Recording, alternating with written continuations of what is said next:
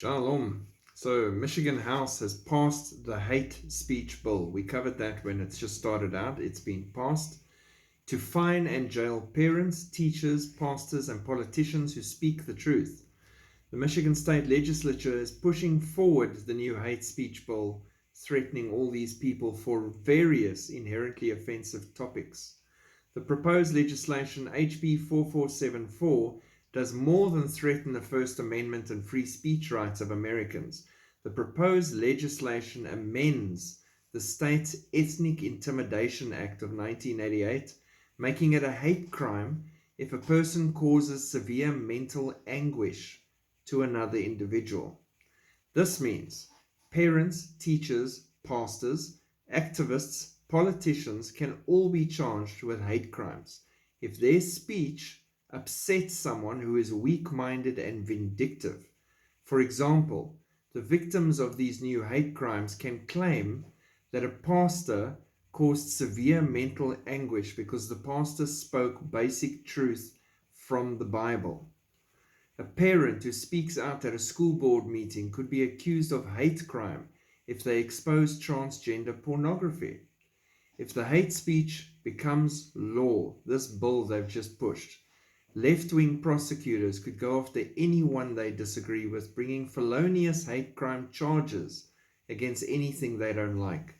Those who seek attention by adopting a victim mentality can target anyone who offends them.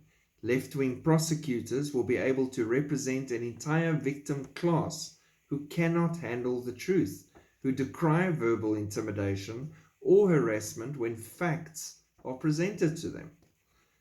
According to attorney David Coleman of the Great Lakes Justice Center, the proposed legislation is a threat to the First Amendment, honest speech, and the very essence of the English language.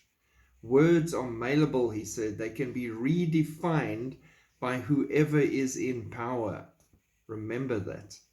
Under the proposed statute, intimidate and harass can mean whatever the victim or the authorities want it to mean. The focus is on how the victim feels rather than a clearly defined criminal act. This is ridiculously vague and subjectively standard. They're putting this in place and test running it. That is what it is. And this will become law across the world when we're gone.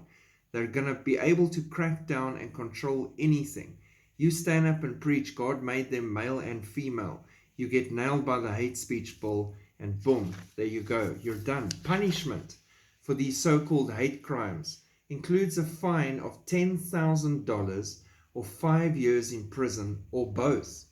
On top of that, people accused of these hate crimes will be required to complete a period of community service intended to enhance the offender's understanding of the impact of the offense on the victim and their wider community. Right? That means you spoke about male and female from the Bible, and that what's wrong is wrong with homosexuality and LGBTQ and everything.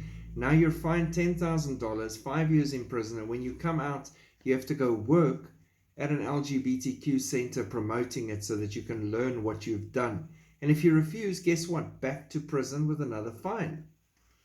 According to the text of the bill, community service under the subdivision must be performed with the consent of and in support of the community targeted in the violation.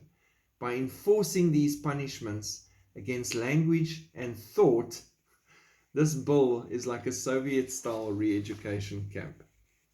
This is the prep for what lies ahead, people. This is not a weird sci-fi drama or fantasy novel being explained to you as a synopsis for a book that's coming out or a movie that they're working on at Netflix. This is the reality of the world that they're folding and molding in their image. They, them. Destruction. Peace and safety. They must just keep screaming that. Hey, this place. Can't wait for the rapture. God bless. Keep looking up. Shalom.